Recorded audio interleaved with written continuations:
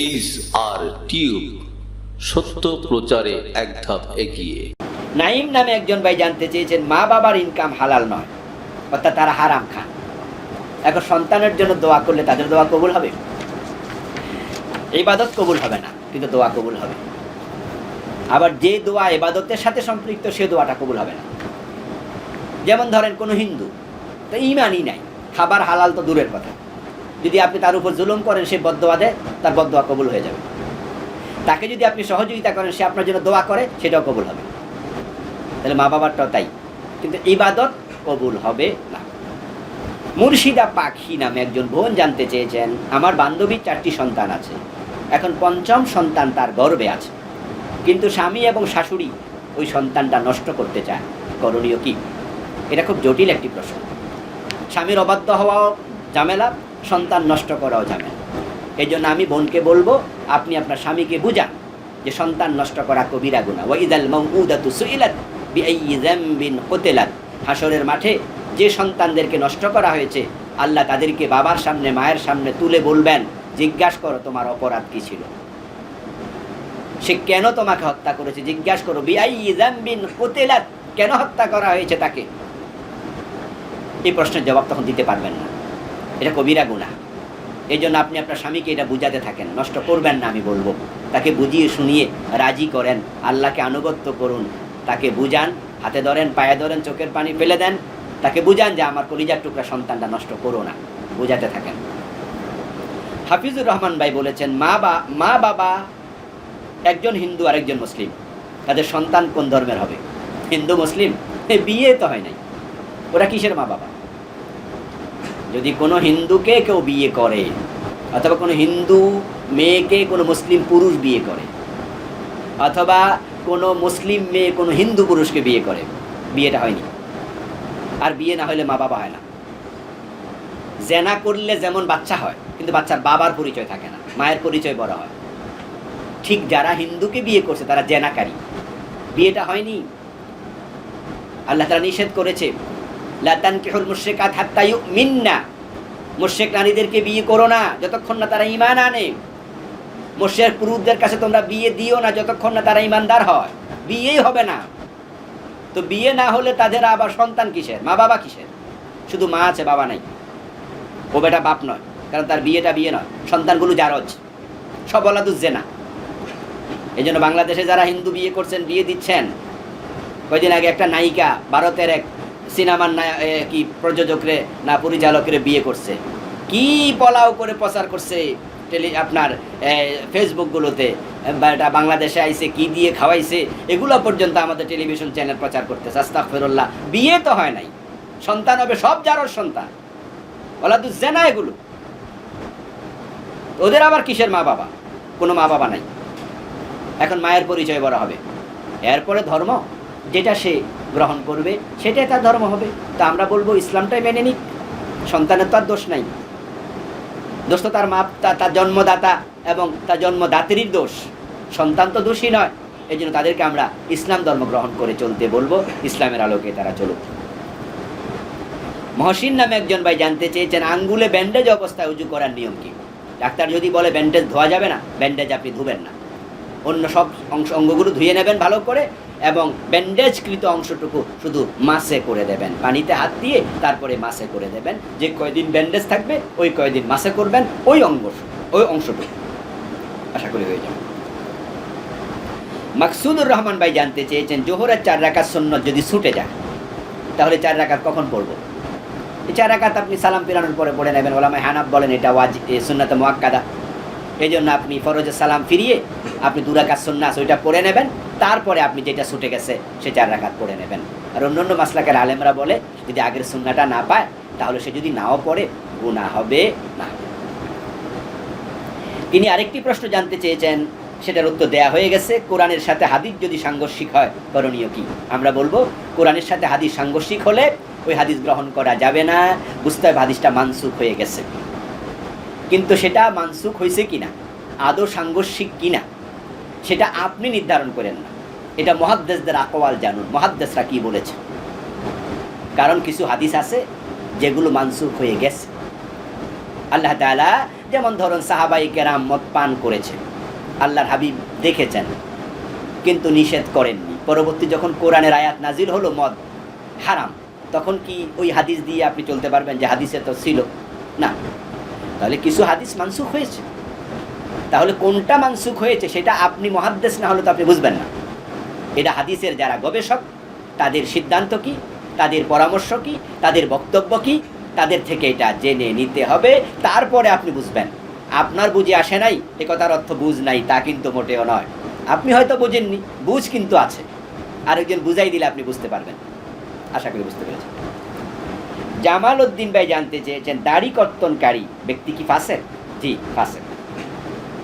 দাড়ি রাখা ওয়াজিব, এটা আবশ্যিক, রাসূল আদেশ করেছেন। সুতরাং এটা তরক করা কবিরা গুনাহ। আর কবিরা গুনাহ যে প্রকাশ্যে করে তাকে ফাসেক বলে। এই জন্য এই কাজটি করবেন না। এমন ব্যক্তির পিছনে ইক্তেদা করা যাবে? বলেছি আগে, ভালো পাইলে খারাপের পিছনে ইক্তেদা নয়। কিন্তু যদি কখনো এমন হয়ে যায় যে যার দাড়ি নাই হে ইমামতি করতেছে, তাহলে ইক্তেদা করবেন। আরেকজনের দাড়ি আছে লম্বা কিন্তু কেরাত ভুল, আরেকজন দাড়ি নেই কিন্তু কেরাত শুদ্ধ, এই অবস্থায় আমরা বলবো যে যার কেরাত শুদ্ধ তার পিছনেই আপনি ইক্তেদা করুন, যদি দাড়ি নাও থাকে। ইমরান ভাই জানতে চেয়েছেন ইমামতি করার জন্য কি পাঞ্জাবি টুপি বাধ্যতামূলক? না, এটা উত্তম। পাঞ্জাবি উত্তম পোশাক, দেহটা ভালো করে আবৃত হয়। যদি আপনি পাঞ্জাবি না গায়ে দেন, শার্ট গায়ে দিয়ে নামাজ পড়েন, যখন আপনি রুকুতে যান তখন কিন্তু পিছনে আপনার যে ব্যাক সাইড এটার অবয়বটা প্রকাশিত হয়ে যায়। আর পাঞ্জাবি গায়ে থাকলে ঢেকে থাকে। এই জন্য আমরা পাঞ্জাবিকে উত্তম পোশাক বলি। এটা আপনার তাকওয়া বৃদ্ধি করে। টুপি এটা সুন্নাহ। হ্যাঁ, যদি কারো পাঞ্জাবি গায়ে না থাকে, শার্ট থাকে, টুপি মাথায় নাও থাকে, সে যদি ইমামতি করতে চায় করতে পারবে, এটা সুন্নাহ তো। আর সুন্নায় মুআক্কাদাও না যে লাগবে এরকম কিছু না, তবে থাকা উত্তম। এটাকে আমরা হালকাভাবে নেব না, আমরা সুন্নাহকেও গুরুত্ব দিতে চাই। এমডি জীবন ভাই জানতে চেয়েছেন মা বাবা জোর করে যদি বিয়ে দিতে চায়, সন্তান যদি সে বিয়ে প্রত্যাখ্যান করে গুনাহ হবে? না, গুনাহ হবে না। আর মা বাবা এই জাতীয় জোর করা ঠিক না, এটা মোটেও ঠিক না। সন্তানকে বুঝাবেন, পরামর্শ করবেন। ফাতেমাতুজ জাহরা রাদিয়াল্লাহু তাআলা বিয়ের আগে প্রস্তাব অনেকে করেছে, আল্লাহ রাসূল নিজে হযরত ফাতেমার সাথে পরামর্শ করেছেন। পরামর্শ করা উচিত, জীবনটা তার, সিদ্ধান্ত তাকে দিতে দেন, সুযোগ দেন। তবে হ্যাঁ, ছোট মানুষ, কম বয়স, হয়তো আবেগী সিদ্ধান্ত নেবে, তাই আপনি বাবা মা হিসাবে আপনি ভূমিকা রাখবেন, তাকে বুঝাবেন, কিন্তু জোর জবরদস্তি করবেন না। এই আমার মেয়ে আমি বিয়ে দেবো, তোর কি ওট, বিয়ে তোর কালকে, এই জাতীয় যেন না হয়। এটা হলে কি হয়, দাম্পত্য জীবনটা সুখের হয় না। তারও তো রুচিবোধ আছে, তারও তো একটু সিদ্ধান্ত নেওয়ার অধিকার আছে।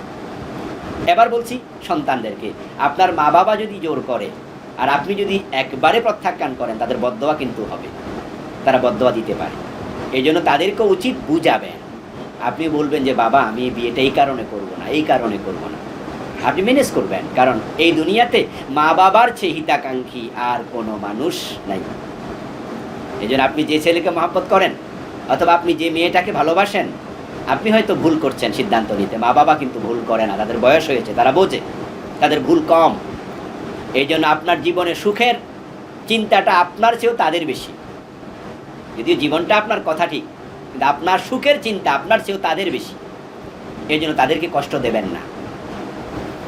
দেলোয়ার ভাই জানতে চেয়েছেন মানুষ মারা যাওয়ার পর তাদের জন্য আমাদের করণীয় কি? দোয়া, দোয়া, দোয়া, শুধু বেশি করে দোয়া করবেন। আল্লাহ তাআলা কোরআন মাজিদে আমাদের অসংখ্য দোয়া শিখিয়েছেন। এই জন্য মরা মানুষের জন্য দোয়ার চেয়ে শ্রেষ্ঠ কিছু আর নেই। তাদের পক্ষ থেকে সাদাকাও করতে পারেন। আপনি গরিবকে দান করেন, বলেন আল্লাহ সওয়াবটা তুমি আমার মায়ের কবরে, আমার মায়ের রূহে পৌঁছায় দাও। আল্লাহ আমি দান করলাম, এটা বাবার কাছে পৌঁছিয়ে দাও। এটাও সাদাকাও হতে পারে। তবে দোয়া হচ্ছে শ্রেষ্ঠ হাদিয়া, শ্রেষ্ঠ হাদিয়া। এই জন্য রব্বির হামহুমা কামা রব্বায়ানি সাগীরা, অন্য অন্য দোয়া যেগুলো আছে আপনজনের জন্য, এই দোয়াগুলো করতে থাকবেন।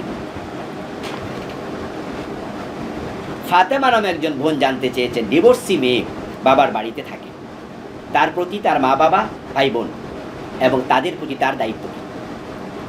যদি মেয়েটা সক্ষম হয়, চাকরি করে, টাকা পয়সা আছে, অথবা স্বামী থেকে টাকা পয়সা পেয়েছে অনেক, ডিভোর্সি মহারানা হিসাবে, তাহলে সেই টাকা থেকে তার মা বাবা যদি গরিব হয় তাদেরকে দেবে।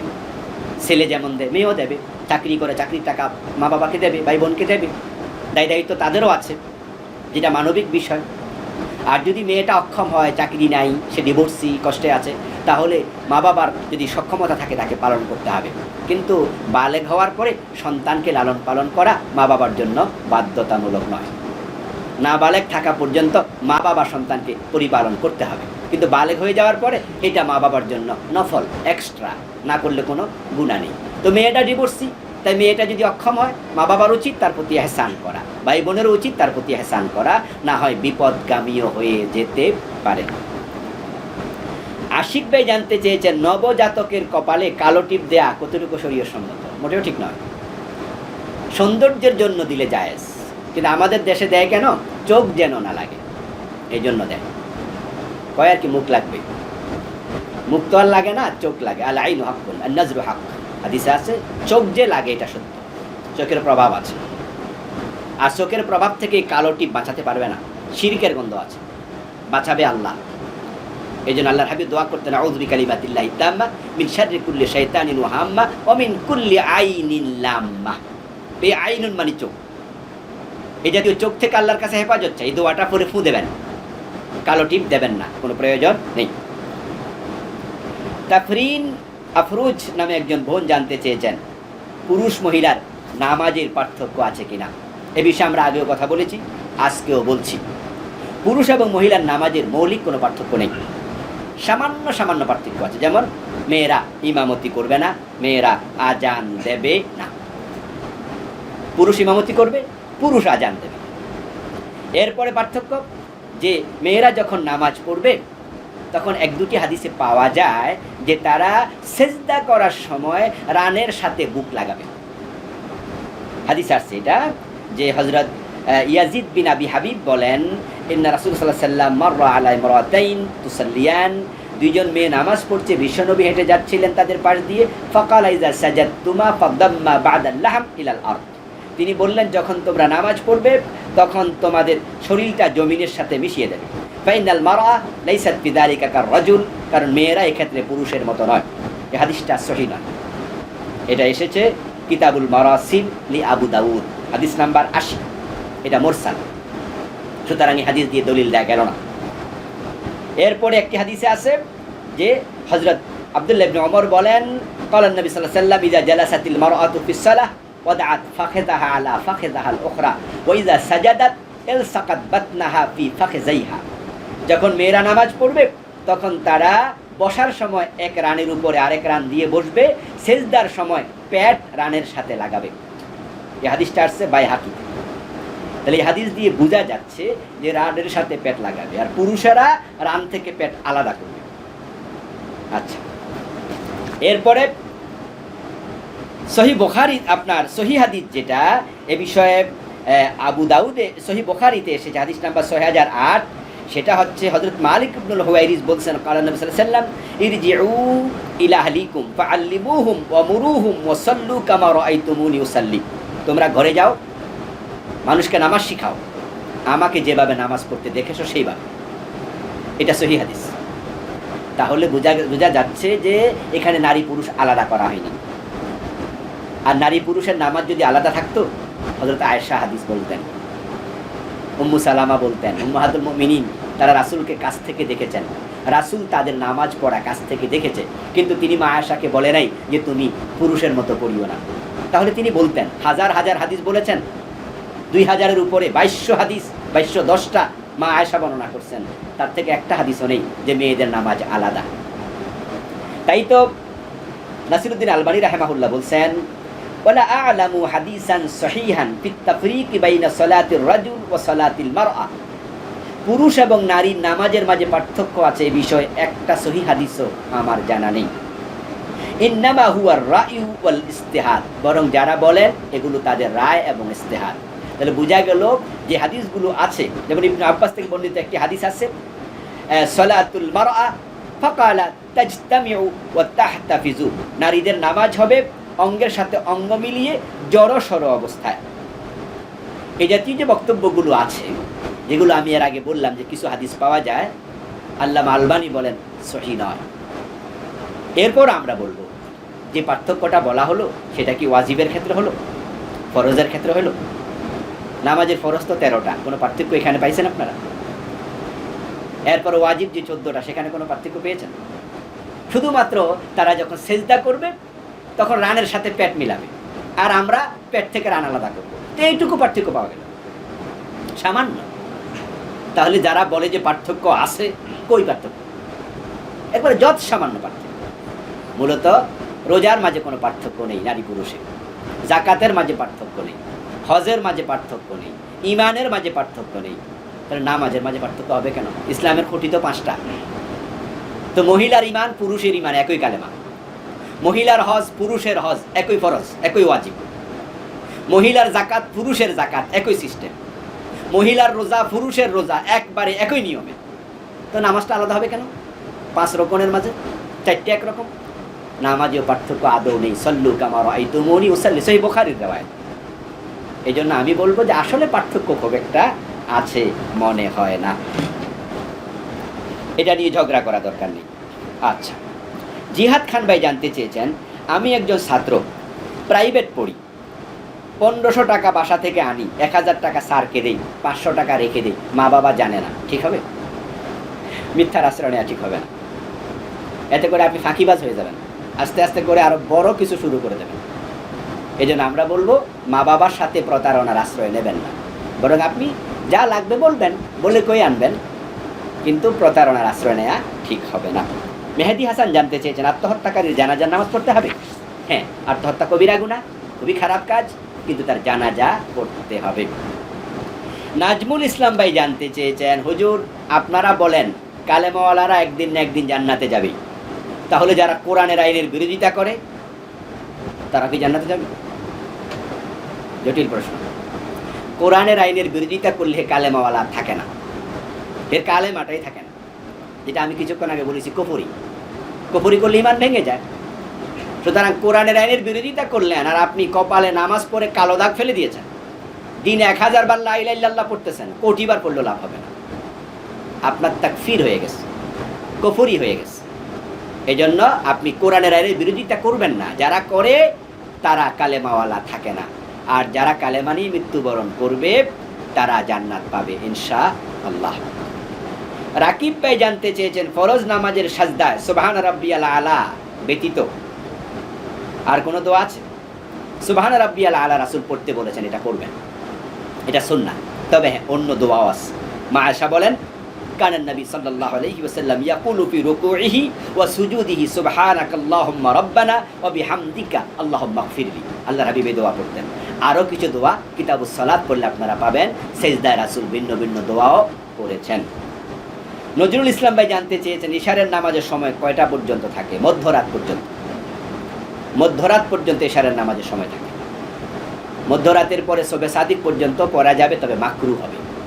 এই জন্য আমরা মধ্যরাতের আগেই পড়তে চাই। জোয়েল নামে একজন ভাই জানতে চেয়েছেন, যে ব্যক্তি খারাপ কাজ করে আর তার এই কাজের সমালোচনা করলে কি গীবত হবে? খারাপ কাজের সমালোচনা করুন, কিন্তু ব্যক্তির নাম বলবেন না। নাম যদি না বলেন ইশারা ইঙ্গিতে, তাহলে গীবত হবে না। কিন্তু কোনো ব্যক্তি অন্যায় করছে, সেটা তার পিছনে নাম নিয়ে বললে তাহলে সে মনে কষ্ট পাবে, গীবত হবে। তবে হ্যাঁ, ওই অন্যায়টা যদি দেশ এবং জাতির জন্য ক্ষতিকারক হয় তাহলে গীবত হবে না। কিন্তু ব্যক্তিগত অন্যায় নিয়ে সমালোচনা করলে নামবিহীন সমালোচনা করতে হবে, নাম নিলে গীবত হয়ে যাবে। তাকে আপনি বলতে চান যদি, সামনাসামনি বলে দেন সাহস করে, ভাই আপনি এটা কেন করেন, এটাই তো মুমিনের কাজ। আল মুমিন মিরআতুল লিআখিহি, হাদিসে আছে একজন মুমিন আরেকজন মুমিনের আয়না। আয়না কিন্তু পিছনে গেলে আর দেখায় না, সামনে আসলে দেখায়। এই জন্য মুমিন মুমিনকে সামনে সংশোধন করবে, পিছনে সমালোচনা করবে না। আরাফাত ভাই জানতে চেয়েছেন, হায়াতুন নবী শব্দের অর্থ কি? রাসূলকে হায়াতুন নবী বলা যাবে? হায়াতুন নবী শব্দের অর্থ নবীর হায়াত, নবীর জীবন। এখন বাংলাদেশে এটা দিয়ে কি বুঝাতে চায় লোকেরা, আমিও বুঝি না ভালো করে। যদিও তারা মনে হয় বুঝাতে চায় যে রাসূল সাল্লাল্লাহু আলাইহি ওয়াসাল্লাম কবরে জীবিত আছেন কিনা। হ্যাঁ, রাসূল সাল্লাল্লাহু আলাইহি ওয়াসাল্লাম তো কবরে জীবিত, কবরে তিনি জীবিত, তিনি সালামের জবাব দেন, হাদিসে আছে। মানুষ সালাম দিলে সালাম ওনার কাছে পৌঁছানো হয়, কিন্তু এই কথার অর্থ এই না যে তিনি মারা যাননি। যদি কেউ মনে করে হায়াতুন নবী মানে তিনি দুনিয়ার মতোই জীবিত আছেন, তাহলে সে ভুল করবে।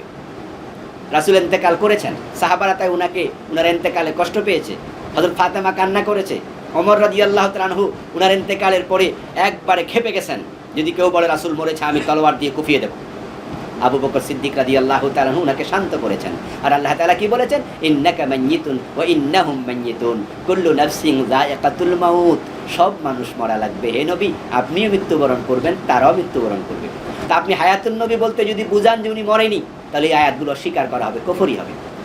তবে আবার অন্যান্য সাধারণ মানুষের মতো রাসূল কবরে একবারে নিস্তেজ অবস্থায় পড়ে আছে এটাও মনে করা যাবে না, বরং নবীদের দেহ মাটির জন্য আল্লাহ হারাম করে দিয়েছেন, তাই তারা সশরীরে সেখানে জীবিত আছেন। কিন্তু এই হায়াতটা বারজাখী হায়াত, এটা আখিরাতের হায়াত, এর সাথে দুনিয়ার কোনো মিল পাওয়া যাবে না। সর্বশেষ প্রশ্নের উত্তর নাসির উদ্দিন নামে একজন ভাই জানতে চেয়েছেন, স্বামী মারা গেলে স্ত্রী 40-45 দিন বাড়ির বাহিরে যায় না, এটা কি হারাম? না, বাড়ির বাহিরে যাবে না এটা কোনো কথা না। স্বামীর বাড়িতে ইদ্যত পালন করবে 4 মাস 10 দিন, 40-45 দিন নয়, কিন্তু 4 মাস 10 দিন। 4 মাস 10 দিন সে স্বামীর বাড়ি ছেড়ে প্রয়োজন ব্যতীত অন্য কোথাও যাবে না। অসুস্থ হয়েছে, উনি বাড়ি থেকে ডাক্তারের কাছে যেতে মানা নেই, হাসপাতালে যেতে মানা নেই। টাকা পয়সা ব্যাংকে আছে, টাকা তুলতে হবে, তাই ব্যাংকে যাবেন পর্দা করে, কোনো মানা নেই। কিন্তু ইদ্যতটা স্বামীর বাড়িতে পালন করবেন, পারতপক্ষে স্বামীর বাড়ি ব্যতীত অন্য কোথাও ইদ্যত পালন করবেন না, এটাই হলো মাসআলা। তাওহীদ নামে একজন ভাই জানতে চেয়েছেন, বিভিন্ন মসজিদে ইমাম সাহেবদের কেরাত অশুদ্ধ থাকে, তাদের পিছনে আমাদের নামাজ পড়তে হয়, এক্ষেত্রে আমাদের করণীয় কি? যদি ইমাম এবং মুসল্লি সকলের কেরাতই অশুদ্ধ হয়, তাহলে সেখান থেকে কোনো একজন ইমামতি করবেন, কিছু করার নেই। আমরা আশা করি তাদের এই অপারগতার কারণে, ওজরের কারণে আল্লাহ তাআলা তাদের নামাজ হয়তো কবুল করবেন। কিন্তু ইমামতির জন্য সে ব্যক্তি হকদার, মুস্তাহিক, যে ব্যক্তি আকরাউহুম লিকিতাবিল্লাহ।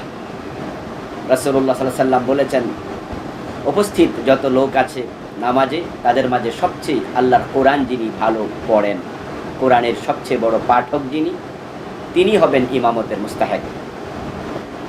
এখন যদি এমন কোনো ব্যক্তি পিছনে মুক্তাদি হয়ে যায় যার তেলাওয়াত বিশুদ্ধ আর ইমামের তেলাওয়াত অশুদ্ধ, এবং সেই অশুদ্ধতাটা লাহানের জলি পর্যায়ের, তাহলে কিন্তু ভালো কেরাতওয়ালা যিনি পিছনে আছেন তার কারণে ইমামের ইমামতি করাই জায়েজ হবে না।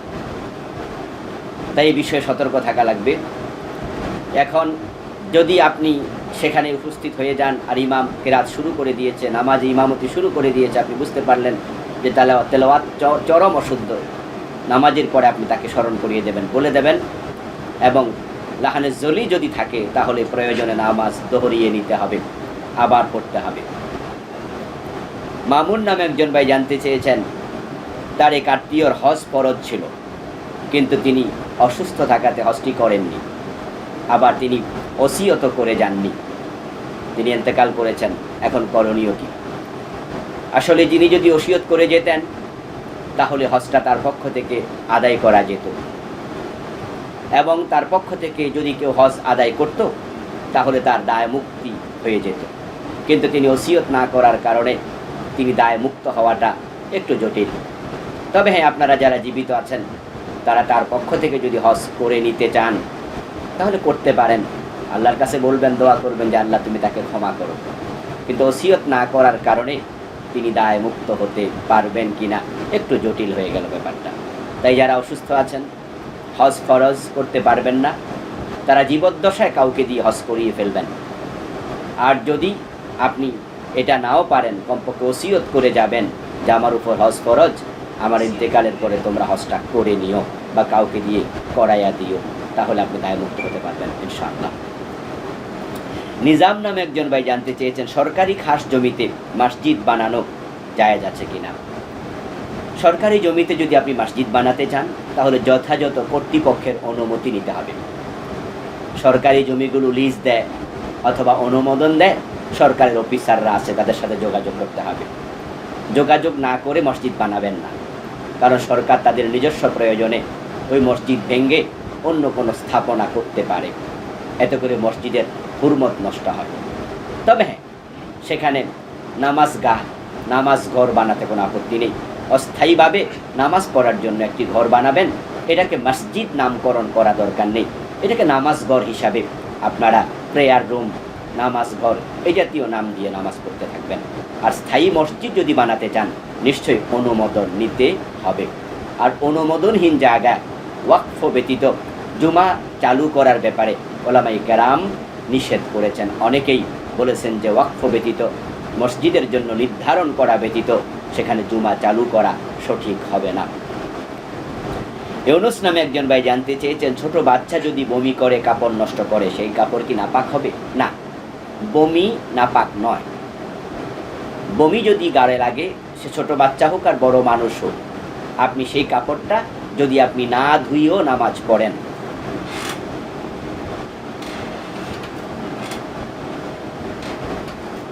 যদি বমি কাপড়ে লাগে, সেই কাপড় যদি আপনি না ধুয়েও নামাজ পড়েন, নামাজ হয়ে যাবে। মাটি পাক কিন্তু খাওয়া জায়েজ নাই, তো বমি পাক কিন্তু এই বমিটা খাওয়া জায়েজ নেই। এটা ফি নফসিহি পবিত্র, নিজে নিজে পবিত্র, কিন্তু এটা খাবার হিসাবে গ্রহণ করা যাবে না। কাপড়ে লাগলে নামাজ নষ্ট হবে না। সাবিত নামে একজন ভাই জানতে চেয়েছেন, কবিরা গুনাহ তাওবা ছাড়া তা থেকে মুক্তি পাওয়ার আর কোনো কাফারা আছে কি? কবিরা গুনাহ দু রকম, একটা হলো হাক্কুল ইবাদ নষ্ট করা, আর একটা হাক্কুল্লাহ নষ্ট করা। যদি আপনি বান্দার হক নষ্ট করেন তাহলে আপনি শুধুমাত্র তাওবা দিয়ে তা থেকে পরিত্রাণ পেতে পারেন না। যেমন আপনি কারো গীবত করলেন, তাহলে আপনি গীবত করলেন, যার গীবত করলেন তার থেকে আপনাকে ক্ষমা চেয়ে নিতে হবে। কারো হক নষ্ট করলেন, যদি আপনি চুরি করেন, ডাকাতি করেন, কারো হক নষ্ট করেন, তাহলে এই অবস্থায় আপনি শুধুমাত্র তাওবা করলে মাপ পাবেন না, আপনি বান্দার হক আদায় করে তারপরে তাওবা করতে হবে। ঘুষ খেলেন, এভাবে আপনি যার থেকে ঘুষ খেয়েছেন তার টাকাটা তাকে ফিরিয়ে দিয়ে তারপরে তাওবা করতে হবে। আর যেগুলো আল্লাহর সাথে জড়িত, যেমন আপনি মিথ্যা বলেছেন, এরপরে আপনি সুদ খেয়েছেন, আপনি মদ পান করেছেন, নামাজ তরক করেছেন, ইত্যাদি ইত্যাদি কবিরা গুনাহ, এগুলো থেকে শুধু তাওবা করলেই চলবে, কোনো কাফারা দেওয়ার প্রয়োজন হবে না। এমদাদ নামক একজন ভাই জানতে চেয়েছেন, দুই ভাইয়ের যৌথ ব্যবসা, লভ্যাংশ সমান সমান, কিন্তু হাত খরচ হিসাবে ক্যাশ থেকে আমরা দুজনেই নিজেরা প্রয়োজন মতো খরচ করি, কেউ কারো অনুমতি নেই না, ঠিক হবে? আমি মনে করি ঠিক হবে না, কারণ দুইজনের যখন লভ্যাংশ সমান, অন্যান্য খরচও সমান হওয়া উচিত। এই জন্য আপনারা হাত খরচা হিসাবেও কে কী খরচ করছেন সেটা লিখে রাখা উচিত, এবং সেখানেও যদি কেউ বেশি খরচ করে সে খরচের অতিরিক্তটুকু ফিরিয়ে দেওয়া উচিত, না হয় অন্যের হক নষ্টের কারণে আপনি গুনাহগার হয়ে যেতে পারেন। যারা আমাদের সাথে সম্পৃক্ত হয়েছেন ইতিমধ্যে, আমি অনুরোধ করতে চাই মেহরবানি করে একটু শেয়ার করে দিন, তাহলে অন্য মুসলমান ভাইয়েরা বোনেরা জানার সুযোগ পাবে। আয়মান তাহের ভাই জানতে চেয়েছেন, বিদেশ থেকে টাকা পাঠালে বাংলাদেশের ব্যাংক প্রণোদনা হিসাবে অতিরিক্ত কিছু টাকা দেয়, এ টাকা গ্রহণ করা যাবে কি? হ্যাঁ, যাবে। এটা সুদ নয়, কারণ সরকার আপনার থেকে টাকা নেয়নি, আপনাকে টাকা নিয়ে অতিরিক্ত কিছু দিয়েছে তা নয়, বরং আপনি ট্রানজ্যাকশান করেছেন, সরকার এই জন্য আপনাকে উৎসাহিত করছে। কারণ মানুষ বিভিন্ন অন্যায় উপায়ে টাকা পাঠায়, সরকার রেমিটেন্স থেকে বঞ্চিত হয়। এই জন্য সরকার সিদ্ধান্ত নিয়েছে যারা সরকারি ব্যাংকের মাধ্যমে টাকা পাঠাবে তাদেরকে প্রণোদনা হিসাবে কিছু টাকা অতিরিক্ত দেবে। এটা গ্রহণ করা জায়েজ হবে, এটা সুদ হিসাবে নয়, এটা উৎসাহ ভাতা হিসাবে নিতে পারবেন। জানে আলম নামক একজন ভাই জানতে চেয়েছেন, গাউসুল আজম শব্দের অর্থ কী? কোনো মানুষ কি গাউসুল আজম হতে পারে? প্রশ্নের প্রথম অংশের জবাব হলো, গাউস মানি সাহায্যকারী, আজম মানি বড়। আল গাউস আল আজম অর্থ হলো সবচেয়ে বড় সাহায্যকারী। আজম আল ইমাম আল আজম, ইমামদের মাঝে সবচেয়ে বড় ইমাম, যার মাযহাবের ইমাম, তার মাঝে ইমাম আবু হানিফা হলেন সবার চেয়ে বড় ইমাম, এই জন্য ওনাকে বলা হয় আল ইমাম আল আজম। তো আল গাউস আল আজম সবচেয়ে বড় সাহায্যকারী। তো সবচেয়ে বড় সাহায্যকারী কে? উত্তর নিশ্চয়ই আল্লাহ। এই জন্য আমরা সকলে সাহায্য চাই আল্লাহর কাছে, এটা কোনো মানুষের সেপত হতে পারে না। সুতরাং আব্দুল কাদের জিলানী রাহেমাহুল্লাহকে আল গাউসুল আযম বলা জায়েজ হবে না, এটা শিরিক হওয়ার সম্ভাবনা আছে। যদি আমাদের দেশে এটা প্রচলিত আছে যে আমরা আব্দুল কাদের জিলানীকে গাউসুল আযম বলে থাকি, এই পরিভাষা পরিত্যাগ করতে হবে। আব্দুল কাদের জিলানী রাহেমাহুল্লাহ যদি জীবিত থাকতেন, ওনাকে কেউ বলতো যে আপনি সবচেয়ে বড় সাহায্যকারী, নিশ্চয় তিনি ধমক দিয়ে থামিয়ে দিয়ে বলতেন, আমি নিজেই তো সাহায্যের মুখাপেক্ষী, আমি বিপদে পড়লে আমি তো আল্লাহর কাছে সাহায্য চাই, তা আমি কিভাবে সবচেয়ে বড় সাহায্যকারী হলাম। তিনি এটা মেনে নিতেন না, বরং ধমক দিতেন। সুতরাং অতি আবেগ দেখানোর কোনো সুযোগ নেই। ইমরান নামে একজন ভাই জানতে চেয়েছেন, অজু করার সময় কি মৌজার উপর মাসে করা যাবে? হ্যাঁ, আল মাসহু আলাল খুফাইন এটা সুন্নাহ, এটা অনুমোদিত।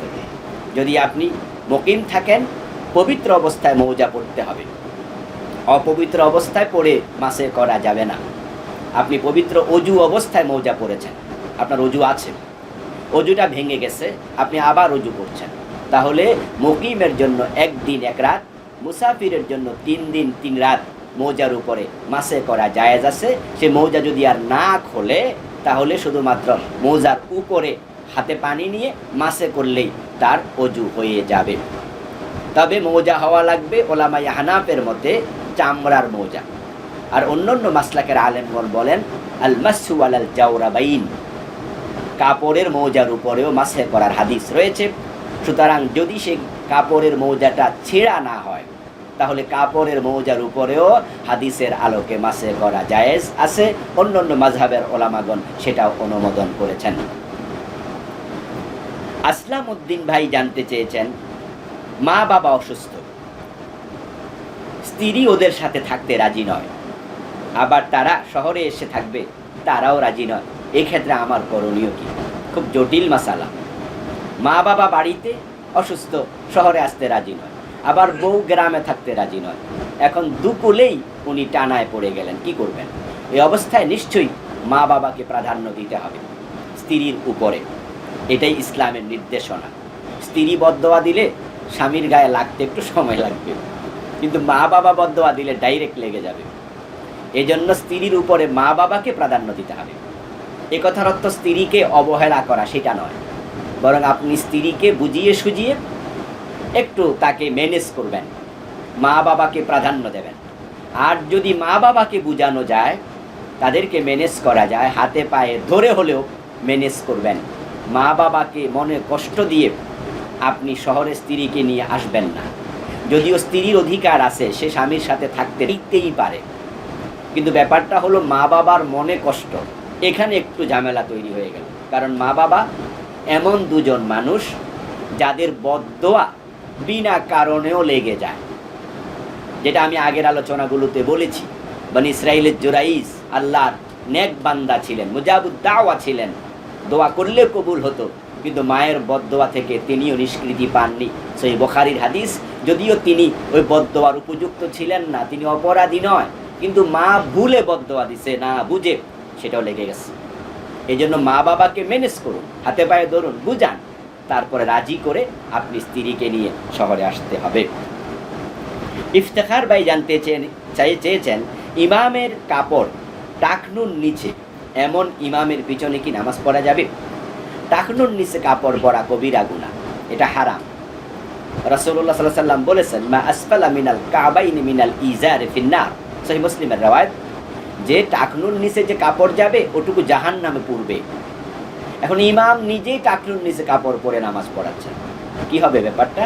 ব্যাপারটা হলো কবিরা গুনাহ ইমামের হবে, তার পিছনে কোনো মুসল্লি যদি ইক্তেদা করে তাদের নামাজ হয়ে যাবে। ইমামের এই কাজটা ফিস্ক, কবিরা গুনাহ, ফাসেকের পিছনে ইক্তেদা করা জায়েজ আছে। তবে হ্যাঁ, যদি এর চেয়ে ভালো ইমাম পাওয়া যায়, আপনি ফাসেককে ইমাম বানাবেন কেন? কিন্তু আপনি এমন জায়গায় গিয়েছেন যে ফাসেকই ইমাম, তো আপনি তো আর ধাক্কায় সরাইতে পারবেন না, আপনি মেহমান বা আপনি মসজিদ কমিটির কেউ না। তাহলে আপনি ভিন্ন মসজিদে নামাজ পড়ার সুযোগ থাকলে পড়ুন ভালো ইমামের পিছনে। আর যদি এখানে পড়তে হয়, একা একা পড়বেন না, বরং ওই ফাসেক ইমামের পিছনে ইক্তেদা করবেন, আপনার নামাজ হয়ে যাবে ইনশাআল্লাহ। আবুল কালাম নামে একজন ভাই জানতে চেয়েছেন, আল্লাহ আল্লাহ জিকির করা যাবে কিনা?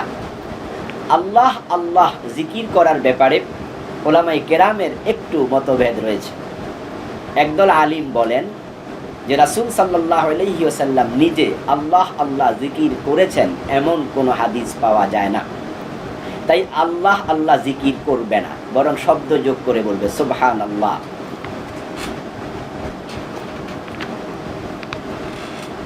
আলহামদুলিল্লাহ, আল্লাহু আকবার, শব্দ যোগ করতে হবে। আর কিছু কিছু আলেম বলেছেন আল্লাহ আল্লাহ শব্দে জিকির করা জায়েজ।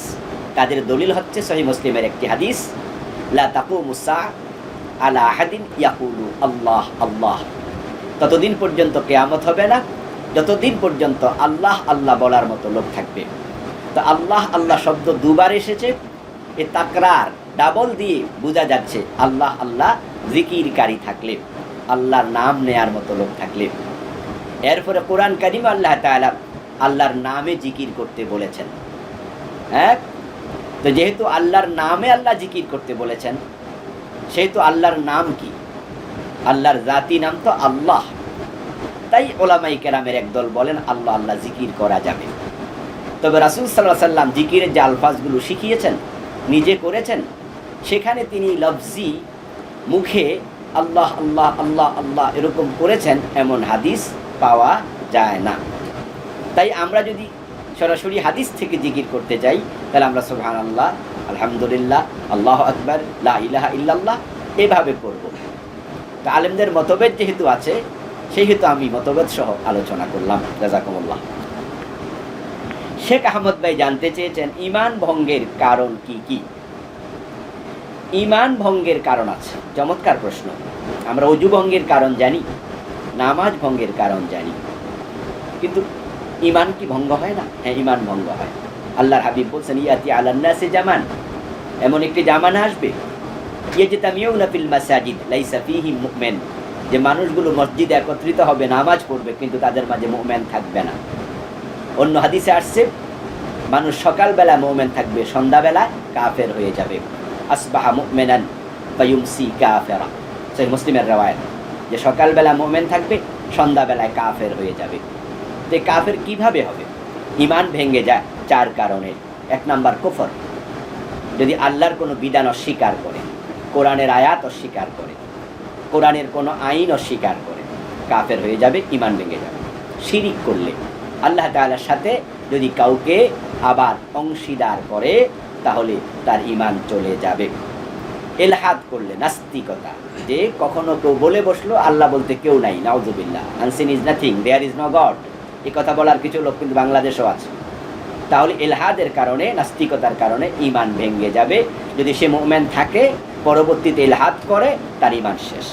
আর একটা নেফাক ইতিকাদি, যদি সে ঈমানের দিক থেকে মুনাফিক হয়, ইসলাম গ্রহণ করেছে, আন্তরিকভাবে গ্রহণ করেনি, মুখে বলে আমি আল্লাহকে মানি, বাস্তবে মানে না, মুখে বলে কোরআন মানি, বাস্তবে কোরআনের আইনের কথা বললে খেপে ওঠে, মানতে চায় না। কোরআনের আইনের পক্ষে যারা কথা বলে, উল্টা তাদেরকে রাজাকার বলে, ওদেরকে মামলা দেয়, জানে তারা ভালো মানুষ, শুধুমাত্র জানে ভালো মানুষ, শুধুমাত্র তারা কোরআনের আইনের পক্ষে কথা বলার কারণে তাদেরকে নিগ্রহের শিকার করে, নিগৃহীত করে। এই লোকগুলো মুনাফিক ইতিকাদি তাদের ভিতরে আছে, তাই তাদেরও ঈমান ভেঙে গেছে। এখন কাজ কি? কাজ হবে আবার নতুন করে কালেমা পড়ে উল্লিখিত গুনাহ থেকে, অপরাধ থেকে নিজেকে মুক্ত রাখতে হবে। একে আজাদ নামে একজন ভাই জানতে চেয়েছেন কোরআনে জেনার সাজা 100 বেত্রাঘাত, এটা সূরা নূরে উল্লেখ করা আছে, কিন্তু হাদিসে এখানে জেনাকারী বিবাহিত হলে 100 বেত, আবার যদি বিবাহিত হলে রজম, অবিবাহিত হলে 100 বেত, এই ভাগ কেন করা হলো? এরপরে তিনি প্রশ্ন করেছেন আরেকটা, রজম করে জেনা করলে, পাথর মেরে মানুষ হত্যা করা, এটা কি কোরআনের বিপরীত হলো না? কোরআনে তো 100 বেতের কথা আছে, রজমের কথা নেই। এই প্রশ্নগুলো কেন যে আসলো আমার বুঝে আসে না। কারণ কোরআনেই তো আছে, আল্লাহ তাআলা বলছেন মা আতাকুমুর রাসূলু ফাখুযুহু ওয়া মা নাহাকুম আনহু ফান্তাহু, রাসূল যা করতে বলেছেন করো, ছাড়তে বলেছেন ছাড়ো। কোরআনের সবচেয়ে বড় ব্যাখ্যাদাতা রাসূল নিজে। আল্লাহ তাআলা বিশ্ব নবীকে কোরআনের ব্যাখ্যা শিখিয়েছেন। তিনি বলছেন ইন্না আলাইনা বায়ানা, যে নিশ্চয় কোরআনের ব্যাখ্যা করার দায়িত্ব আমি আল্লাহর। এর মানে আমি আপনাকে সেটা শিখিয়েছি। ইন্না আলাইনা জামাআহু ওয়া কুরআনাহু ফাইযা ক্বরানাহু ফাত্তাবি কুরআনা সুম্মা ইন্না আলাইনা বায়ানা, যে আমি কোরআনকে আপনার হৃদয়ে একত্রিত করে দিচ্ছি, আমি এর ব্যাখ্যা আপনাকে শেখাচ্ছি। এই জন্য আল্লাহ তাআলা বলছেন কুল ইন কুনতুম তুহিব্বুনাল্লাহ ফাত্তাবিউনি, আপনি বলে দিন তোমরা যদি আল্লাহকে ভালোবাসতে চাও, আল্লাহর ভালোবাসা পেতে চাও, আমাকে অনুসরণ করো।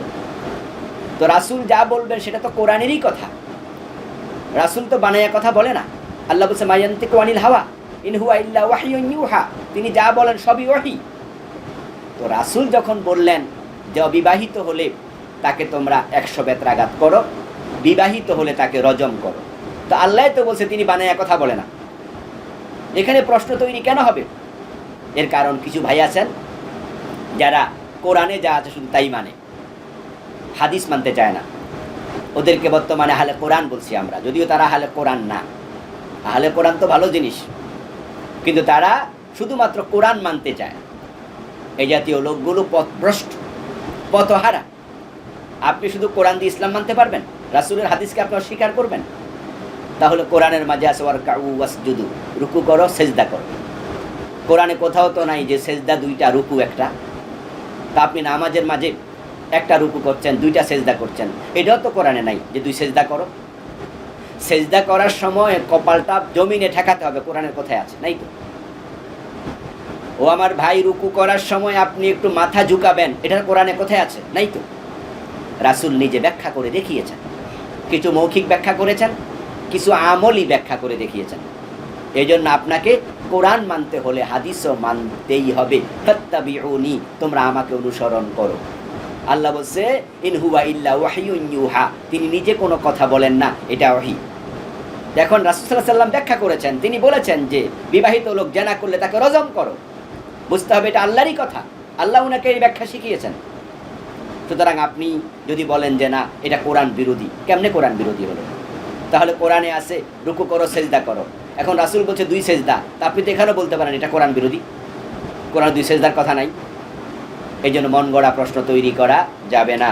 বরং এই জাতীয় লোকদের ব্যাপারে বিশ্বনবী 1400 বছর আগে সতর্কবাণী দিয়েছেন। তিনি বলেছেন ইউশিকুর রাজুল মুত্তাকিআন আলা আরিকাতিহি ইউহাদ্দাসু বিহাদিসিন মিন হাদিসি, এমন অবস্থা তৈরি হবে যে কোনো এক ব্যক্তি তার চেয়ারে হেলান দিয়ে বসে থাকবে আর তার কাছে উপস্থাপন করা হবে আমি নবী মুহাম্মদের হাদিস। ফায়াকুলু, তখন সে বলবে বাইনানা ওয়া বাইনাকুম কিতাবুল্লাহ আযজা ওয়া জাল্লা ফামা ওয়াজাদনা ফীহি মিন হালালিন ইসতাহলালনাহু ওয়া মা ওয়াজাদনা ফীহি মিন হারামিন হারামনাহু। সে তখন বলবে রাসূলের হাদিস শোনার পরে যে আমাদের সামনে তো কোরআন আছে, কোরআন যথেষ্ট, এর মাঝে আমরা যা হালাল পাই তাকে হালাল হিসাবে গ্রহণ করলাম, এর মাঝে যা হারাম পাই আমরা তাকে হারাম হিসাবে মেনে নিলাম, হাদিসের দরকার নাই। এমন কথা একদল লোক বলবে। বিশ্বনবী 1400 বছর আগে বলে গেছেন। ইবনু মাজাহ হাদিস নাম্বার 12, আবু দাউদ হাদিস নাম্বার 4604। এই জাতীয় কিছু উদ্ভট লোক তৈরি হবে যারা হাদিস মানতে চাইবে না। বাংলাদেশেও কিছু লোক তৈরি হয়েছে ডাইরেক্ট হাদিস অস্বীকার করে, এমন লোকের সাথে আমারও সাক্ষাৎ হয়েছে। ইফতার করে তারা সূর্য ডুবার 1 ঘন্টা পরে, নামাজ পড়ে 5 ওয়াক্ত শুধু 2 রাকাত, ফজরও 2 রাকাত, জোহরও 2 রাকাত, আসরও 2 রাকাত, মাগরিবও 2 রাকাত, এসব পরে 2 রাকাত। বলে কোরআনে শুধু 2 রাকাতের কথা আছে। কোরআনে 2 রাকাতের কথা আছে সফরের নামাজ, কসর। যুদ্ধের মাঠে যখন নামাজ হবে তখন পরিস্থিতির ভয়াবহতার কারণে আল্লাহ বলছে 2 রাকাত পড়ো। ওরা কয় 2 রাকাত যেহেতু আছে 4 রাকাতের কথা কোরআনে নাই, আমরা পড়বো না। এইভাবে তারা উদ্ভট কথা বলে। আমি মুখাসামা করেছি, মোনাজারা করেছি এক ব্যক্তির সাথে, অনেক বড় ইঞ্জিনিয়ার, রেডিও অফিসের অনেক বড় ইঞ্জিনিয়ার, ধামরাইয়ের যিনি প্রধান ছিলেন। তাহলে কোরআন দাবি করছে, কোরআন মানি হাদিস মানি না। এই জাতীয় অনেক সংক্রমিত ব্যাধিতে এই দেশের মানুষ আক্রান্ত হচ্ছে। এবং আপনি আরেক ডাক্তার সাহেব বের হয়েছে, যিনি বলছেন, কিতাব লিখেছেন সহি হাদিস সহি নয়। ওই ডাক্তার সাহেব আমাদের মগবাজারে, উনি একজন ভালো মানুষ ব্যক্তিগত জীবনে, তাকে আমি পার্সোনালি চিনি কাছ থেকে, কিন্তু উনি বিভ্রান্ত। উনি বলছেন কোরআনের সাথে যদি হাদিস সাংঘর্ষিক হয় ওই হাদিস বাতিল, গ্রহণ করা যাবে না। কোনটা সাংঘর্ষিক কোনটা সাংঘর্ষিক নয় সেই সিদ্ধান্তে আপনি উপনীত হচ্ছেন কেন? আপনার তো উচিত অতীতের ওলামায়ে কেরাম কি বলেছেন এই হাদিসগুলোর ব্যাপারে, যেগুলো আপনার বুঝে আসছে না তাদের থেকে বুঝ নিন, খুযু তরিকা মান কানা ক্বাবলাকুম, যারা আপনার আগে, ইবনে মাসউদ রাদিয়াল্লাহু তাআলা আনহু বলছেন, তোমরা সাহাবাদের থেকে ইসলাম গ্রহণ করো। সাহাবায়ে কেরাম কি ব্যাখ্যা করেছেন এই আয়াতের, তোমরা সেটা দেখো। এই হাদিসের ব্যাখ্যা তারা কি করেছেন সেটা বোঝো। নিজে নিজে ব্যাখ্যা করতে যেও না, তুমি পথ হারা হবে, বিভ্রান্ত হবে। শরীফুল্লাহ ভাই জানতে চেয়েছেন যে ওনার লজ্জাস্থান থেকে কিছু পানি বের হয় মাঝে মাঝে যখন তিনি উত্তেজিত হন, এতে গোসল ফরজ হবে কিনা। যদিও সেটা বীর্য আকারে নয়, না, যদি বীর্য বের না হয় গোসল ফরজ হবে না। আগে এবং পরে যেটা বের হয় প্রস্রাবের জায়গা থেকে, এটাকে বলা হয় ওয়াদি এবং মাজি, সেটা যদি বের হয় একটু হালকা পানি পানি লাগে, আপনি অজু করতে হবে, অজুটা ভেঙে যাবে, কাপড়টা পরিবর্তন করতে হবে, কাপড়টা নষ্ট হয়ে যাবে, কিন্তু গোসল ফরজ হবে না। যদি উত্তেজনার সাথে স্পার্ম নির্গত হয় তাহলে আপনাকে গোসল করতে হবে। মাওলানা আবু জাফর ভাই জানতে চেয়েছেন বিতির নামাজের আগে ও পরে অন্য কোনো দোয়া পড়া যাবে? বিতির নামাজের কুনুতের আগে ও পরে অন্য কোনো দোয়া পড়া যাবে কিনা উনি এটাই জানতে চেয়েছিলেন। কুনুতের, হ্যাঁ, কুনুত মানেই তো বিনয়ের সাথে দোয়া করা। আপনি কুনুতের আগে কেন, আপনি তো সূরা পড়বেন, তারপরে আপনি এটা কেরাত সূরা ফাতিহার সাথে আপনি একটা সূরা মিলাবেন, তারপরে তো আপনি এবার কুনুতের দোয়া পড়তে থাকবেন। তো কুনুতের দোয়া বলতে শুধু ইন্না নাস্তাঈনুকা ওয়া নাস্তাগফিরুকা এটা খাস নয়, আরও দোয়া আছে। আল্লাহুম্মা হদিনি ফিমান হাদাইত ওয়া আফিনি ফিমান আফাইত। এবং আপনি কাবা শরীফের ইমাম যখন রমজানে দোয়ায় কুনুত পড়ে, দেখবেন যে দোয়া 20, 30, 40, 50টা পড়ে, 30 মিনিট 35 মিনিট লম্বা কুনুত করতে থাকে। তাহলে বোঝা গেল যে কুনুতের দোয়া নির্ধারিত নয়, আপনি পড়তে পারবেন, কোনো অসুবিধা নেই। নাজিম আহমদ ভাই জানতে চেয়েছেন দুই বোন এক স্বামীকে নিয়ে সংসার করছে একসাথে, তাদের দুজনের বিয়ে কি বিশুদ্ধ? মোটেও নয়। দ্বিতীয় বোনের বিবাহটি বাতিল। দুই বোনকে নিয়ে একসাথে সংসার করছে, এটা কবিরা গুনাহ। এবং দ্বিতীয় বোনের বিবাহ নয়, এটা জেনা ব্যভিচার হচ্ছে। প্রথম বোনের বিবাহটি বাতিল হয়নি, প্রথম বোন জীবিত আছে, বিবাহে আছে। এই অবস্থায় দ্বিতীয় বোনকে বিয়ে করার কোনো সুযোগ ইসলামে নেই। আল্লাহ তাআলা যাদের সাথে বিবাহ হারাম কোরআন মাজিদে বলছেন সূরা নিসাতে, তার মাঝে আছে দুই বোনকে একত্রে বিয়ে করা, এটাও হারাম। সুতরাং নিজের স্ত্রী নিজের অধীনে থাকা অবস্থায় শেলিকা অথবা স্ত্রীর বড় বোনকে একসাথে বিয়ে করা যাবে না। যদি কেউ বিয়ে করে এই বিয়ে না। যেমন আপন বোনকে বিয়ে করলে হবে না, আপন পুপুকে বিয়ে করা যায় না, ঠিক দুই বোনকে একসাথে বিয়ে করা যায় না। যদি আপনি 5 লাখ টাকা মহারণা করেন, যদি এটা কাবা শরীফের ইমামও বিয়ে পড়াইয়া দেয় এবং সাক্ষী থাকে 100 জন, তারপর বিয়ে নয়, এটা আল্লাহ নিষেধ করেছে। হেলাল আহমদ ভাই জানতে চেয়েছেন ইতালি থেকে ব্যাংক লোনের মাধ্যমে বাড়ি কেনা জায়েজ আছে কিনা। ওনাদের দেশে ব্যাংক লোনের মাধ্যমে বাড়ি বিক্রি করা হয়, ইতালি এবং ইউরোপের অনেক দেশেই। হ্যাঁ ভাই, যদি ব্যাংক আপনাকে লোন দেয়, বাড়িটা কিনে দেয়, বাড়ির মালিক আপনি নয়, মালিক হলো ব্যাংক। আপনি মালিক হবেন কখন? লোন পরিশোধ হয়ে যাবে যখন। তাহলে ব্যাংক এটা কিনেছে আপনার জন্য, সাময়িকভাবে আপনি ভোগ করছেন, কিন্তু মূল মালিকানাটা আপনার এখনো হয়নি, ব্যাংকেরই আছে। তো ব্যাংক কিনে এনে আপনাকে বাড়ি দিয়েছে, মূলত আপনাকে কোনো সরাসরি টাকা পয়সা দেয় নাই, তাহলে জায়েজ হবে। কিন্তু যদি এটা না হইয়া ব্যাংক আপনাকে কিছু টাকা দেয়, যে আপনিও টাকা দিলেন, ব্যাংকও আপনাকে কিছু টাকা দিল, ওই টাকাটা আপনি নিয়ে তারপরে বাড়ি কিনলেন, এখন ব্যাংককে আপনি অতিরিক্ত টাকা দিচ্ছেন, তাহলে সুদ হয়ে যাবে। আশা করি বুঝতে পেরেছেন। যদি ব্যাংক কিনে দেয়, ব্যাংক আপনাকে বাড়ি দিয়েছে, তারপরে টাকা নিচ্ছে, জায়েজ। কিন্তু ব্যাংক আপনাকে টাকা দিয়েছে, ওই টাকা দিয়ে আপনি কিনেছেন, তাহলে সুদ অতিরিক্ত দেয়া যাবে না। কিন্তু ব্যাংক নিজে কিনে দিলে যে মূল্য আসে, অতিরিক্ত মূল্য তারা নিতেই পারে, সেটা জায়েজ আছে, সেটা দিতে পারবেন। ইসরাফিল নামে একজন ভাই জানতে চেয়েছেন অতীতে নবী ছিল যার স্ত্রী কাফের, মুমিন নারী যার স্বামী কাফের, তাহলে কাফেরের সাথে মুমিনের বিয়ে ছিল বৈধ, কিন্তু বর্তমানে কাফেরের সাথে মুমিনের বিয়ে অবৈধ কেন? অতীতে অনেক কিছু জায়েজ ছিল যেটা বর্তমানে জায়েজ নেই। আদম আলাইহিস সালামের সময় তো ভাই বোনে বিয়ে জায়েজ ছিল, তা আপনি কি বলবেন যে এখন কেন জায়েজ নেই? শরীয়তের আইনে পরিবর্তন হতেই পারে। আর দ্বিতীয় হলো নূহ আলাইহিস সালাম যখন বিয়ে করেছেন, ওনার বয়স 40-এ নবুয়ত পেয়েছেন, তো বিয়ের আগে করে ফেলছেন, তাহলে ওই বউটা পরবর্তীতে ঈমান আনেনি, তাই বিবাহটা ঠিক ছিল। হযরত আসিয়া যখন ফেরাউনের কাছে বিয়ে বসেছে, তখন তো ফেরাউন খোদা দাবি করেনি, আসিয়া মুমিনা। ফেরাউন এবং মুসা আলাইহিস সালাম তখনও দিন প্রচার করা শুরুই করেনি, তিনি তো কোলের বাচ্চা, শিশু বাচ্চা, ওনাকে লালন পালন করেছেন। তাহলে তখন তো আসিয়াও মুমিনা ছিল না, আর ফেরাউনও তখন এই মুসা আলাইহিস সালামের সাথে সাংঘর্ষিক কোনো কথা বলেনি, কারণ মুসা তো তখন জন্মই নেননি। তাই তৎকালীন পরিস্থিতিটা এখনকার সাথে একটু ভিন্ন।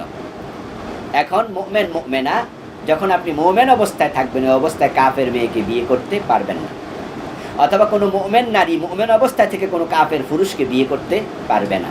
আশা করি বুঝতে পেরেছেন। এমডি তারেক ভাই জানতে চেয়েছেন, আচার ব্যবহার ভালো কিন্তু স্ত্রী ও সন্তানের দিনদারির ব্যাপারে উদাসীন, এমন স্বামীর ব্যাপারে ইসলামের বিধান কি? দিনদারির ব্যাপারে উদাসীন কিন্তু ব্যবহার ভালো, এটা মোটেও ভালো নয়। দিনদারির ব্যাপারে উদাসীন হওয়া যাবে না। অধীনস্থ নারী যদি বেপরদায় চলে, যেমন আপনার অধীন আপনার মেয়ে আছে, আপনার স্ত্রী আছে, ধরেন আপনার ছোট বোন আছে, এখন আপনার বোন, আপনার মেয়ে, আপনার স্ত্রী বেপরদায় চলে, আপনি উদাসীন, তাদের বেপরদার কারণে আপনি হয়ে যাবেন দায়ুস। হাদিসে আছে দায়ুস লা ইয়াদখুলুল জান্নাহ, দায়ুস জান্নাতে যাবে না। দায়ুস কিন্তু মহিলা না, দায়ুস পুরুষ। এই দায়ুস কে হয়? ওই পুরুষ দায়ুস হয় যে পুরুষ তার অধীনস্থের দিনদারির ব্যাপারে উদাসীন। তারা কবিরা গুনাহ করছে, আপনি বাবা, আপনি খামখেয়ালি করছেন, স্ট্রংলি শাসন করছেন না, আপনি দায়ুস হয়ে যাবেন, সাবধান। হাফিজ আহমদ ভাই জানতে চেয়েছেন, একটি পাত্রে কতটুকু পরিমাণ পানি থাকলে হাত দিয়ে উজু করা যাবে? পাত্রে সরাসরি নাপাক হাত ঢুকাবেন না, বরং পাত্র থেকে একটু পানি নিয়ে আপনি হাত আগে পরিষ্কার করে নেবেন, তারপরে এবার হাত ঢুকিয়ে আপনি উজু করলে কোনো অসুবিধা নেই। তবে হ্যাঁ, পাত্র যদি অনেক বড় হয় তাহলে আপনি নাপাক হাত ঢুকাতে পারবেন। সে পাত্রে পানি হওয়া লাগবে 2 কল্লা পরিমাণ। হাদিসে আসছে, রাসূলুল্লাহ সাল্লাল্লাহু আলাইহি ওয়াসাল্লাম বলেছেন, ইযা কানাল মাউ কুল্লাতাইন লাম ইয়াহমিলিল খাবাত। যখন পানি 2 কল্লা পরিমাণ হয়, তখন ওই পানি আর অপবিত্র হয় না। কল্লা মানে মটকা, বড় মাপের পাত্র। ধরেন আপনার সেখানে পানি এক একটা কল্লাতে কয়েক মণ, তাহলে আপনি 2 কল্লাতে যদি 2 মণ করে হয় 4 মণ, 1.5 মণ করে হলে 3 মণ, অর্থাৎ পানিটা অনেক বেশি। এটা যদি হয় তাহলে আপনি হাত ঢুকালে নাপাক হবে না। কিন্তু এরপর আমরা বলবো, নির্ধারিত জায়গায় যদি আপনি এইভাবে কম পানিতে ওযু করেন, আগে হাতটাকে পরিষ্কার করে নেবেন। তাজবিদ নামে একজন ভাই জানতে চেয়েছেন, বিয়ে উপলক্ষে ছেলেকে স্বর্ণের আংটি গিফট করা যাবে? ঠিক না। কেন স্বর্ণের আংটি দিতে যাবেন আপনি? ছেলে কি স্বর্ণ ব্যবহার করবে? জায়েজ আছে? হারাম। তা আপনি হারাম জিনিস কেন উপহার হিসাবে দেবেন? এই জন্য ছেলেকে আপনি ঘড়ি কিনে দেন, ছেলেকে আপনি পোশাক দেন, আপনার বেশি সামর্থ্য থেকে প্রাইভেট কার একটা কিনে দেন, কিন্তু হারাম জিনিস কেন দেবেন? এই জন্য আমরা হারাম কাজে কাউকে সহযোগিতা করতে চাই না। এনামুল হক ভাই জানতে চেয়েছেন, পেটের ভিতর থেকে মৃত সন্তান জন্ম নিলে তার নাম রাখা লাগবে? জানাজার নামাজ পড়া লাগবে? না, নামও রাখা লাগবে না, জানাজার নামাজও পড়ার প্রয়োজন নেই যদি মৃত অবস্থায় জন্মগ্রহণ করে। টিপু সুলতান ভাই জানতে চেয়েছেন, হারাম শব্দের অর্থ কি? আমরা দেখি মসজিদে হারাম কেউ হারাম বলে, আবার অবৈধ টাকায় কেনা খাবার কেউ হারাম বলে। তো হারাম অর্থ কি? হ্যাঁ, এক হারাম অর্থ পবিত্র, আরেক হারাম অর্থ নিষিদ্ধ। আবার কখনো কখনো এক অর্থেই আসে, দুইটাই নিষিদ্ধ। যেমন মসজিদুল হারামকে এই জন্যই হারাম বলে, এর সীমানাতে অন্যায় অনাচার করা স্পেশালি নিষিদ্ধ। হত্যা, ঝগড়া, বিবাদ নিষিদ্ধ। মান দাখালাহু কানা আমিনা, যে এর সীমানায় প্রবেশ করবে সে নিরাপত্তা পাবে। তাই সেখানে মারামারি করা নিষেধ, এই জন্য এটার নাম মসজিদে হারাম। আবার হারাম মানে পবিত্র, যেহেতু এটা সমস্ত অপরাধ থেকে পবিত্র। আর নিষিদ্ধ অর্থ থেকেই অন্যায় খাবার, সুদের টাকায় ঘোষের টাকায় কিনে জুলুম অত্যাচার করে খাবার গ্রহণ করা, এটা হারাম। আশা করি বুঝতে পেরেছেন। আতিকুর রহমান ভাই জানতে চেয়েছেন, অমুসলিম দেশে চিকেন বার্গার এবং KFC খাওয়া জায়েজ আছে কি? আমি মনে করি না, ঠিক না। যে দেশে অমুসলিমরাই দোকানপাট করছে, আপনি খাবার গ্রহণ করছেন অমুসলিম দোকানে, তো ওরা যে মুরগি জবাই করছে, চিকেন বার্গারের জন্য তো মুরগি জবাই করছে, KFC তো মুরগির খাবারই হয়, তাহলে আপনি জবাই যদি অমুসলিম করে সেটা মুসলিমদের জন্য খাওয়া জায়েজ নেই। এই জন্য অমুসলিম দেশে মাছ খাবেন, সবজি খাবেন। আমিও অমুসলিম দেশে গেলে সেটাই করি। আর যখন দেখি এটা মুসলিম হোটেল, তাহলে তো মাছ মাংস যা ইচ্ছা খেতে পারবেন, সতর্ক থাকবেন। জাহিদ খান ভাই জানতে চেয়েছেন, আমার কম্পিউটারের দোকান আছে, পাসপোর্ট সাইজের ছবি করতে পারবো? না করাই ভালো। এটা অন্য কেউ করুক, হিন্দুরা করুক, মুসলমানরা ছবি তোলার কাজ না করা, এটাই সতর্কতা। এরপরে যদি বাধ্য হয়ে যান তাহলে তুলবেন। মাসিউর রহমান ভাই জানতে চেয়েছেন, বারবার বোঝানোর পরও স্ত্রী বেনামাজি থেকে গেল, স্বামীর করণীয় কি? স্বামী বুঝাতেই থাকবে, স্ত্রীকে শাসন করবে, বুঝাবে। এরপরও স্ত্রী যদি বেনামাজি থাকে, বেপরদায়ী থাকে, তালাক দেবে না। আমরা চূড়ান্ত সিদ্ধান্ত যেতে বলি না, বুঝাতে থাকেন, এভাবে মরে যাবেন। আপনি দায়ুস হবেন না, কারণ আপনি চেষ্টা করেছেন, উদাসীন ছিলেন না। স্ত্রী বেনামাজি, আপনি বুঝিয়েছেন, সে বেনামাজি, তার আমলের হিসাব সে দেবে। আল্লাহর কাছে আপনাকে আসামি বানাতে পারবে না যে আমার স্বামী আমাকে বলেনি, এটা বলতে পারবে না। কিন্তু আপনি তাকে একবারে মারপিট করে হাসপাতালে পাঠিয়ে দেবেন, আমরা সেটা বলছি না। আল্লাহ আপনাকে বাধ্য করেনি, আপনি দারোগা না যে আপনাকে পিটাইতে হবে। তবে হ্যাঁ, শাসন করার জন্য যতটুকু দরকার, শাসনের মাত্রাটা আল্লাহ তাআলা বলছেন, আল্লাতি তাখাফুনা নুশুজাহুন্না ফাইজুহুন্না ওয়াহজুরুহুন্না ওয়াদরিবুহুন্না। আল্লাহ তাআলা বলছেন ফাইজুহুন্না ওয়াহজুরুহুন্না ফিল মাদাজির, যে তোমরা ওয়াজ করো, বিছানা পৃথক করো, প্রয়োজনে লঘু প্রহার করো। এরপরও যদি সে বেনামাজি থেকে যায়, তার দায় দায়িত্ব তাকে বহন করতে হবে। নাহিদুজ্জামান ভাই জানতে চেয়েছেন, ঘরে ছবি ঝুলানো থাকলে নামাজ হবে কি? নামাজ হবে, কিন্তু ঝামেলা হয়েছে যে রহমতের ফেরেশতা প্রবেশ করবে না, তাই নামাজটা আল্লাহর পর্যন্ত পৌঁছবে সন্দেহ থেকে যায়। হাদিসে আসছে, লা তাদখুলুল মালাইকাতু বাইতান ফীহি কালবুন আও তাসাবির। ওই ঘরে রহমতের ফেরেশতা প্রবেশ করে না যে ঘরে ছবি থাকে ঝুলন্ত, ওপেন, এবং সেখানে কুকুর থাকে। তাহলে কুকুর থাকলে আর ছবি থাকলে ফেরেশতা আসে না, রহমতের ফেরেশতা। এই জন্য নামাজ হবে, কিন্তু কবুল হবে কিনা সেটাই সন্দেহ থেকে যায়। এই জন্য পারতপক্ষে এমন জায়গায় নামাজ পড়বেন না।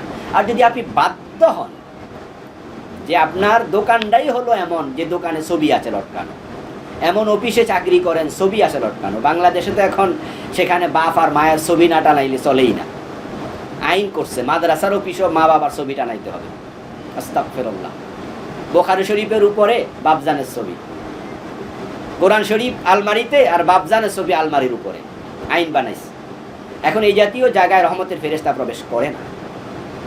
তো বাধ্য হয়ে যদি সেই দোকানে নামাজ পড়তে হয়, সে অফিসে নামাজ পড়তে হয়, যে আপনি এর বাহিরে যাওয়ার সুযোগ পাচ্ছেন না কোনো কারণে, নামাজ পড়ে নেবেন, কবুল করার মালিক আল্লাহ। কিন্তু ইচ্ছা করে এমন জায়গায় নামাজ পড়া সঠিক হবে না।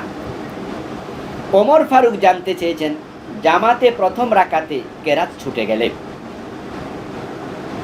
অর্থাৎ জামাতের প্রথম রাকাত যদি ছুটে যায়, তাহলে এই কেরাত যে আমি পেলাম না, তাহলে আমি তো পরে আসলাম, এখন এই কেরাতটা আমি কখন মিলাম? হ্যাঁ, আপনি প্রথম রাকাত না পাওয়ার কারণে আপনি কেরাত পাননি, ইমাম সাহেব তো মাত্র এক রাকাতে কেরাত মিলাইছে, যেটা আপনি পেয়েছেন। এর আগের রাকাত তিনি মিলিয়েছিলেন, আপনি পাননি। এই অবস্থা আমরা আপনাকে বলবো, আপনি যখন সালাম ফিরাবেন, সালাম ফিরিয়ে দাঁড়াইয়া আপনি সূরা ফাতিহার সাথে কেরাত একটা সূরা মিলিয়ে নেবেন। ইমরান হোসেন জানতে চেয়েছে, ইসলামে লটারি এবং কুইজের বিধান কি? লটারি জায়েজ যদি সেখানে কারো পুঁজি বিনিয়োগ না হয়, আর যদি পুঁজি বিনিয়োগ হয় লটারি জায়েজ নেই। সবাই 10 টাকা করে দিলেন, 100 জনে দিলেন, 5 জনে লটারিতে পুরস্কার পাইল, বাকি 95 জন লসে পড়ে গেল, জায়েজ না, এটা সুদ, এটা হারাম, এটা জায়েজ না, এটা জুয়া, এটা জুয়া, সুদ নয়, ভুল বলেছি, এটা জুয়া। আর জুয়া আল্লাহ হারাম করেছে। কিন্তু একজনও পুঁজি দেয় নাই এমন লটারি, যেমন ধরেন কোনো মার্কেট মালিক বলল, আমাদের এখান থেকে যারা খরচ করবেন তাদেরকে আমরা প্রণোদনা হিসাবে, উৎসাহ বাতা হিসাবে একটা মোটরসাইকেল দেব, একটা ফ্রিজ দেব, ইত্যাদি আমরা পুরস্কার দেব, এটা আমরা কিনে দেব। ওনাদের মার্কেটটা জমানোর জন্য, কাস্টমারের আকর্ষণ করার জন্য ওনারা নিজেরা লটারিতে কিছু লোককে পুরস্কার দেবেন। 100 জন টিকিট ফেলেছে, 5 জনকে পুরস্কার দেবে। যে 95 জন পায় নাই তাদের কিন্তু কোনো লস নাই, এই জন্য এটা জুয়া না। রাসূল সাল্লাল্লাহু আলাইহি ওয়াসাল্লাম যখন উনি জেহাদে যেতেন, উনার স্ত্রীদের মাঝ থেকে একজনকে সাথে নিতেন। তো স্ত্রী আছে 11 জন, 2 জন ইন্তেকাল করেছে, বাকি আছেন 9 জন। 9 জনের নাম লিখে কোনো একজনকে দিয়ে টান দিয়ে তুলতেন, যার নাম উঠতো তাকে নিতেন। এই লটারি জায়েজ, এই জাতীয় করা যেতে পারে। আর লটারির সাথে আরেকটি প্রশ্ন ওনার ছিল কুইজের ব্যাপারও ঠিক তাই।